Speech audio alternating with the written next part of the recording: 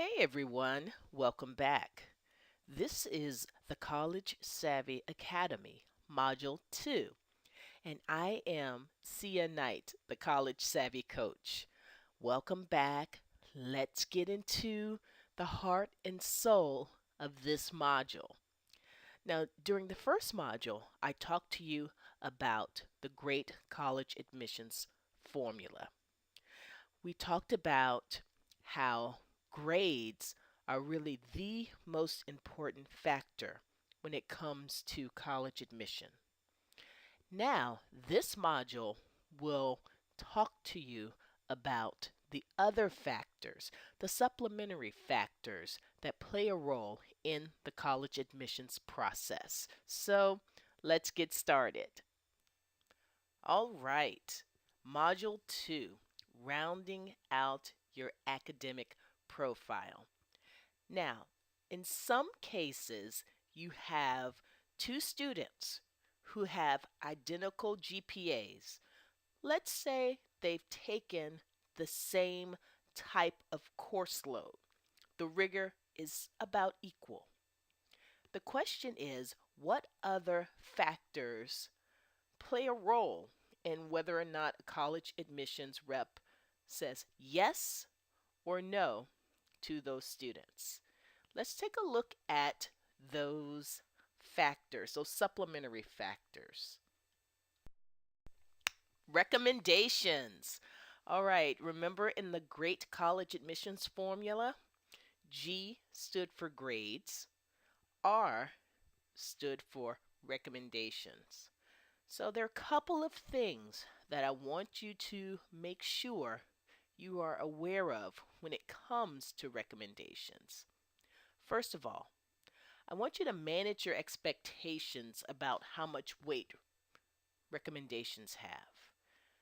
Now, recommendations on their own as a standalone entity will not get you into college.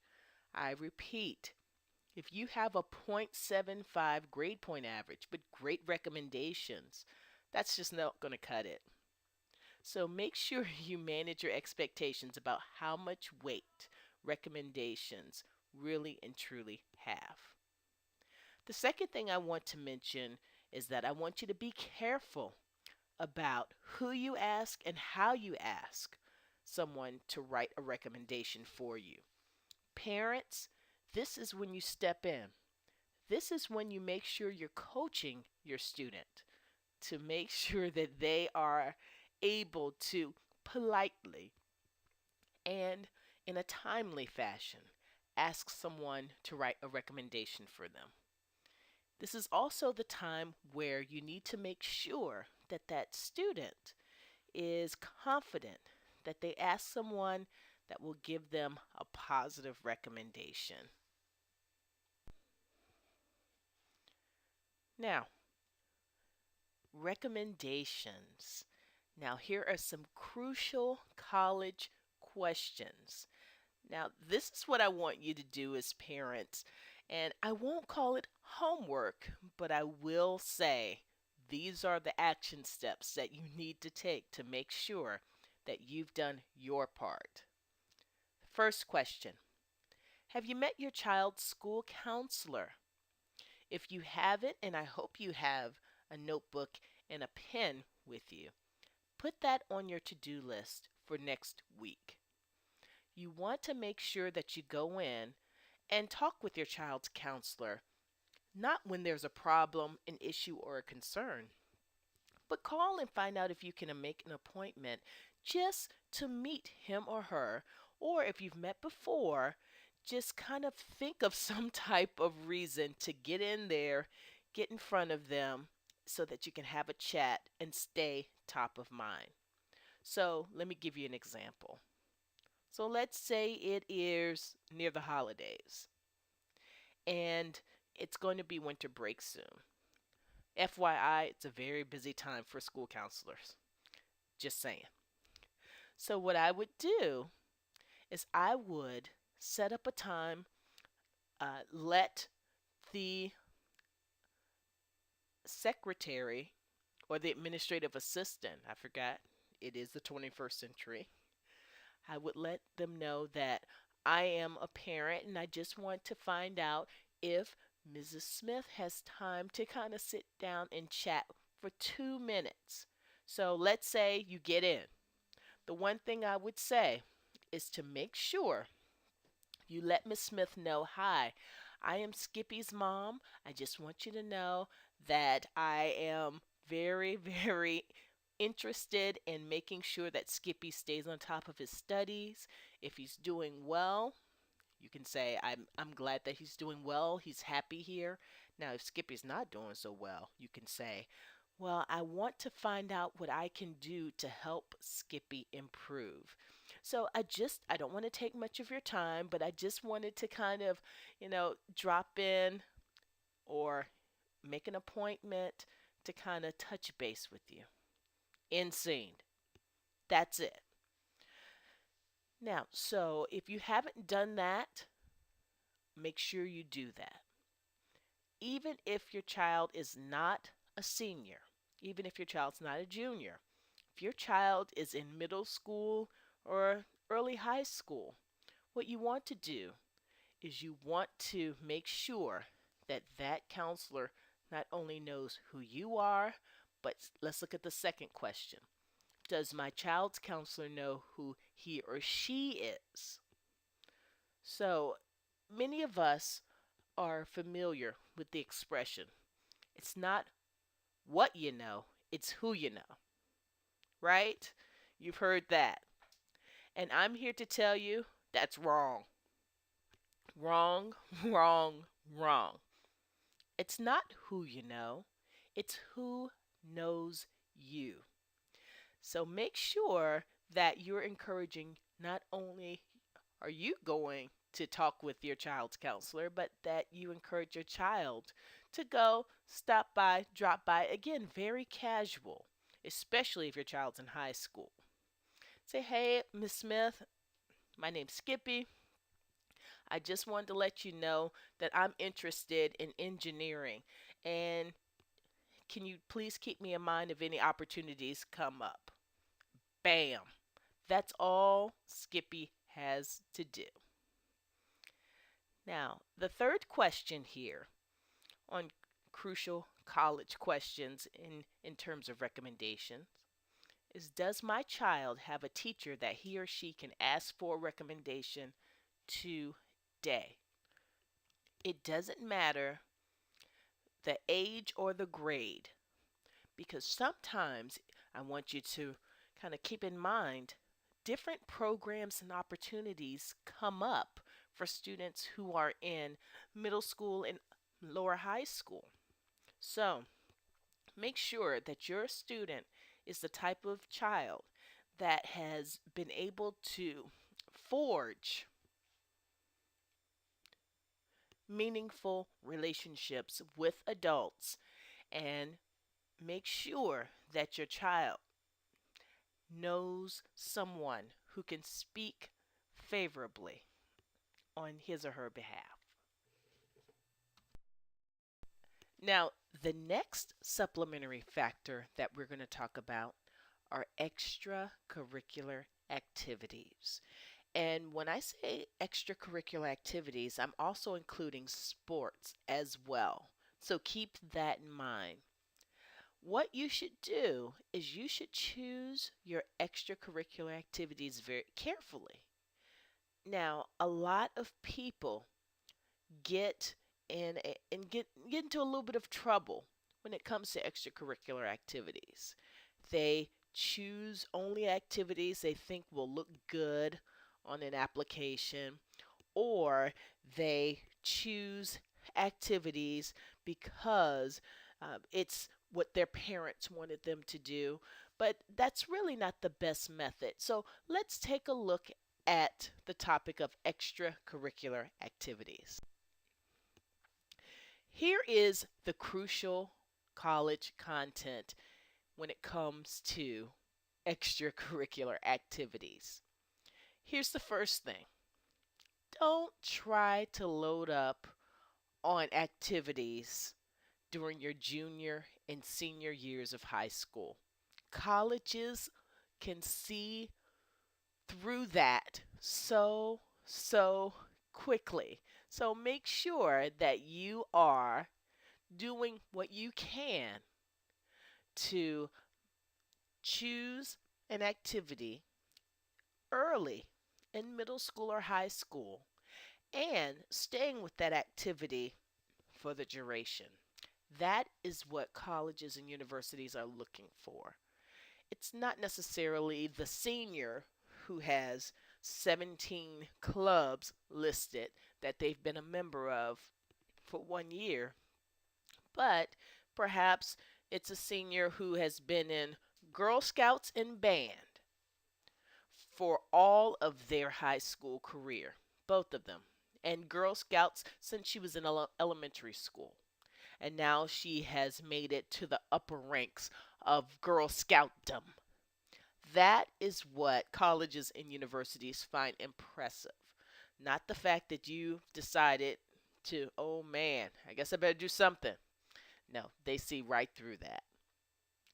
So, the second thing I want you to know is this: for very competitive schools, standard activities, community service, all of that stuff will not be impressive. So, let me give you an example that I typically give that actually makes people cringe a little bit. So, let's take the whole idea of feeding the homeless, which is a wonderful and worthy endeavor. So, let me put that out there. Feeding the homeless is an excellent thing to do, and everyone should do it who feels called to do it. However, putting that on your college application, it's nice. It's pretty good. But when we're talking about ultra competitive schools, everyone's fed the homeless. Everyone's been on a mission trip. Everyone's a member of the National Honor Society. The type of thing that really impresses kind of like the Ivy League schools, it's not that you spent Thanksgiving feeding the homeless. It would be something like, hey, you know what I did? I used recycled wood and I built a homeless shelter in the back of my parents' yard. And then we housed 8 people there and we fed them from an organic garden that I have used my own 2 hands in order to till. Do you see the difference? And it's amazing what some of these young people are doing. And until or unless you know the level of projects the students are doing, you may not realize that in order to make it to the ultra competitive schools, you have to be at almost a superhuman level. Just keep that in mind. So, the last thing I want you to keep in mind when it comes to extracurricular activities is I want you to beware of predatory companies. Beware of predatory companies. So, let me give you an example. So, many times we have students who receive something in the mailbox. Yes, people actually receive things still in the mailbox. They get an envelope. It has a wonderful raised gold embossed seal. It looks very official. It has some calligraphy there. And they open it, or you as the parent, you open it, and it says, congratulations. Skippy has been chosen as one of the national leaders of tomorrow. I made that up. And this is an honor in which Skippy is able to take part of.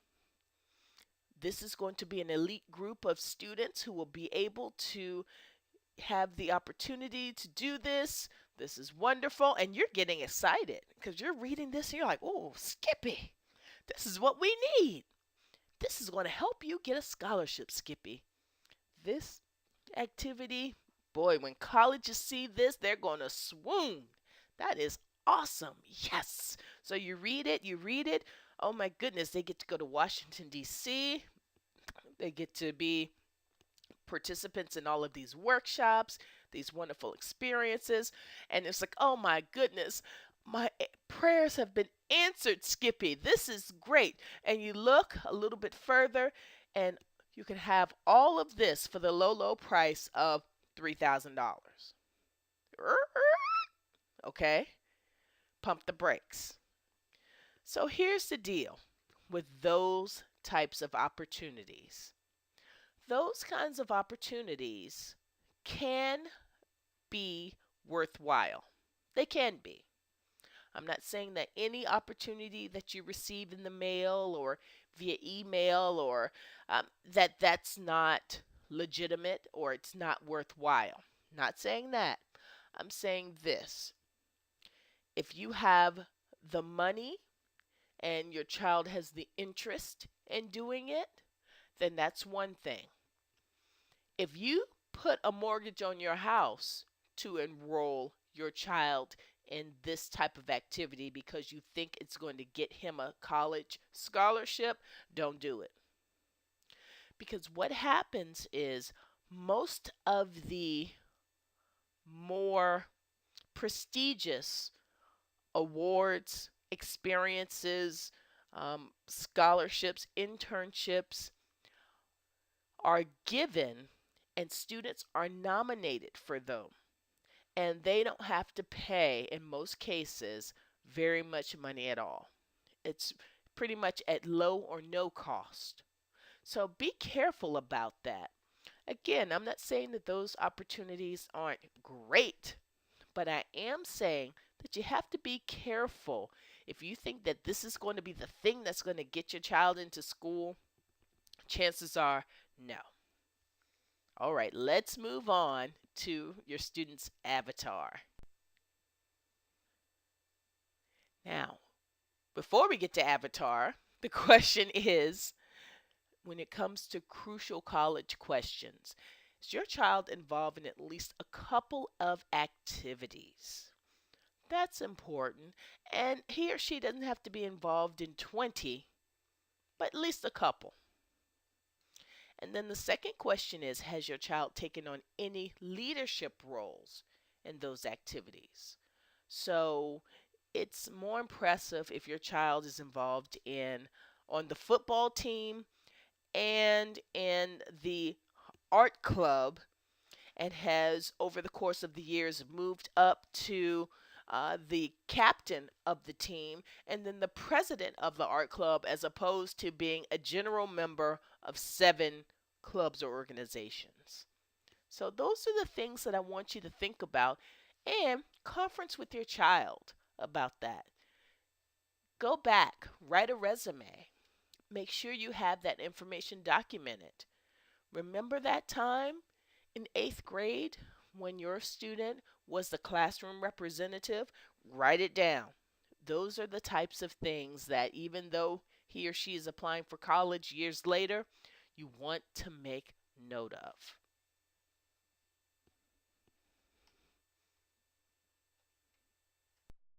Now, we're going to talk about avatar or online presence. So, I use the term avatar to talk about your digital footprint.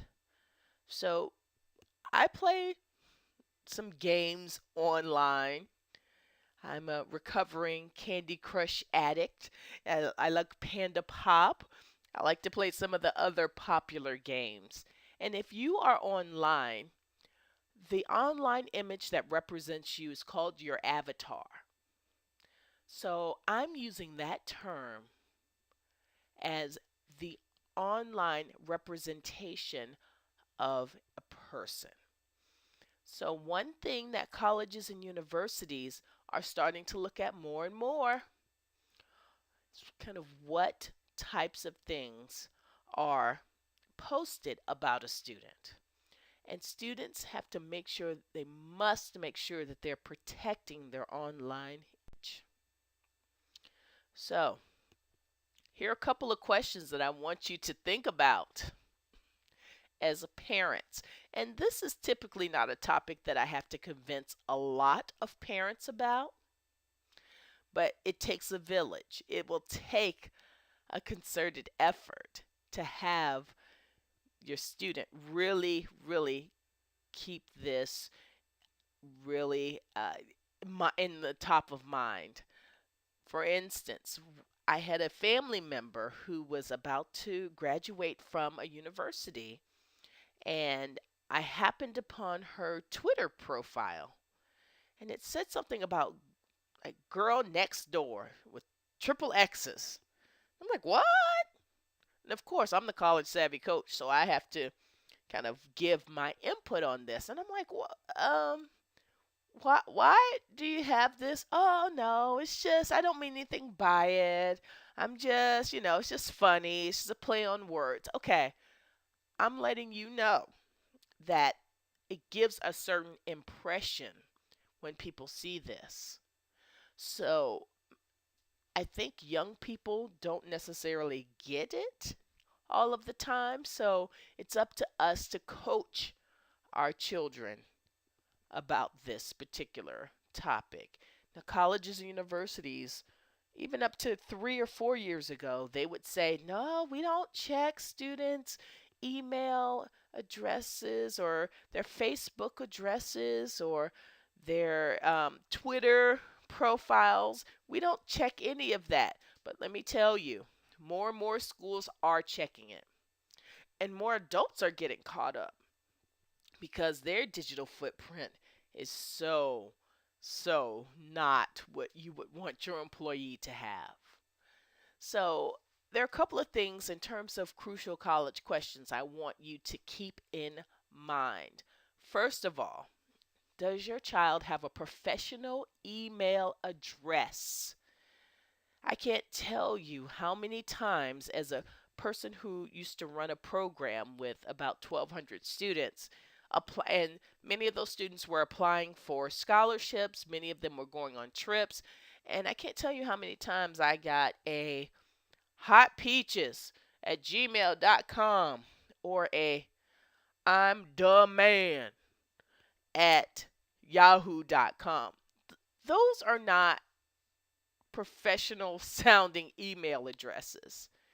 And of course, I know that I am not the person determining their college future. However, one thing that I would say is that every student, by the time they get to ninth grade, actually, should have a professional email address. So I always recommend first name dot last name. Now, some of you all know if your name is John Smith, first name dot last name is not really going to work. So choose something that is distinctive and unique to you, but something that's not too complicated or convoluted.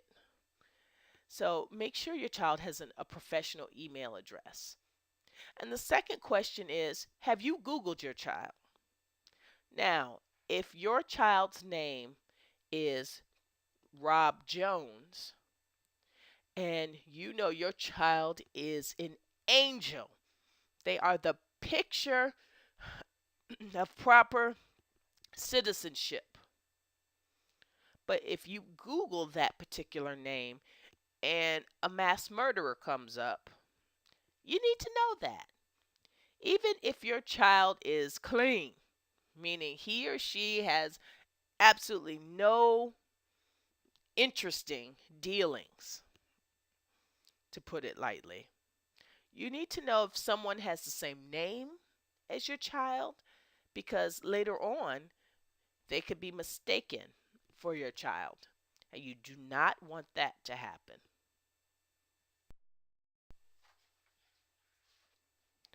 All right. The last supplemental topic that I'm going to talk about, test scores. Test scores. Now, first of all, let me say this. There are a number of colleges that have gone test optional. And that's a very interesting concept. And I want you to be careful when you are considering applying to a college or university test optional. Here's how I want you to advise your child. Be very careful because if you apply test optional and you use only your GPA, sometimes there are scholarships and other opportunities that you're cutting yourself out of because in order to be considered, you have to have a test score on record. So let me say this, standardized tests are still an important part of the picture. They're still an important part of the picture. Now, let me say also that when it comes to standardized tests, colleges and universities have told me that they are very important because GPAs vary so much. So there is a college that told me that they were reading applications, and there's this one Florida school district that had an 8-point scale. An 8-point scale when it came to grades. So they're like, well, what do I do with this? Do I just say, ooh, this student has a 6.0, so they're in? No. That's one reason why standardized test scores are important. And another thing I want you to do is to keep up with changes in the tests. One example is that March of 2016, the SAT will look very different. The SAT will look very different. So one thing is that the writing portion that has been an included part since about 2005, it's going back to being optional. And another thing when it comes to the new test, they're going to use passages in the verbal portion that come for more common types of reading passages. So, for instance, the examples they give are the Gettysburg Address, the I Have a Dream speech, different works of literature that students probably have had some exposure to. So, make sure you and your child you're keeping up with the changes in the test. I saw a statistic recently that almost knocked me over. It said that 85% of parents of college bound students had no idea that the SAT was changing. They had no idea that the SAT was changing. So it's as a person who really is knee deep in this work, I said, well, gosh, they announced this almost 2 years ago. Where have people been? And the answer is they've been working, they've been busy, they have been with their families. So that's one reason why I stay up to date to knowing the relevant and the timely issues so that you don't have to take the time to listen and hear about everything as it comes hot off the press. Now, when it comes to the crucial college questions, here we go. Has your child taken the SAT or the ACT? Now, if your child is in the 6th grade, hopefully the answer is no. My goal or my recommendation is not that students take the test ultra and super early, but my recommendation is that students take either the SAT or the ACT for the first time in the spring of their junior year. So for the SAT, that would be March. The ACT in years past, it's been around April. That's when I recommend that students take those tests for the first time. So the next question is, do I have a schedule of when my child should test?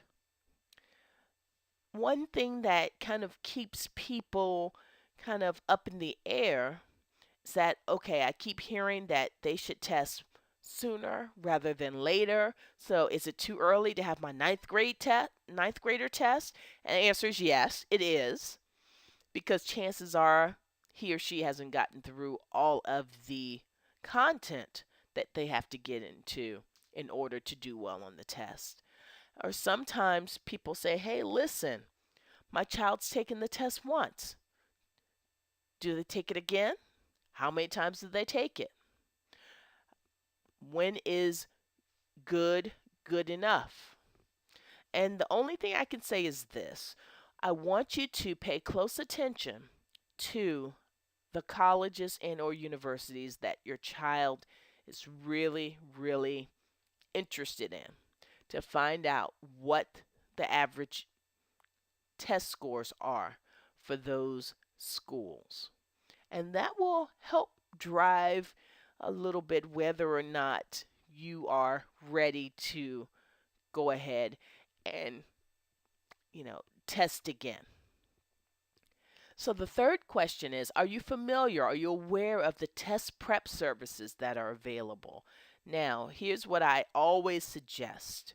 If you stay on the timeline that I recommend, having your student take that test for the first time in the spring of junior year, you have some time to then take a look, see where he or she stands, and figure out what to do next. When it comes to test prep, I always recommend free first. Go online, see what types of questions, what types of release tests are available. Go and see what kinds of different modules have been set up from students who have recently taken the test. I would test that out first. Now, if you know that your student is a not so good test taker, do that, and then you might be, more inclined to get him or her some help. But be careful, because the test prep services, they range in the amount of money they charge, from a couple $100s to thousands of dollars. So I think the smart thing to do, and what I always advise families to do, is to first take a look where you are junior year and then go from there.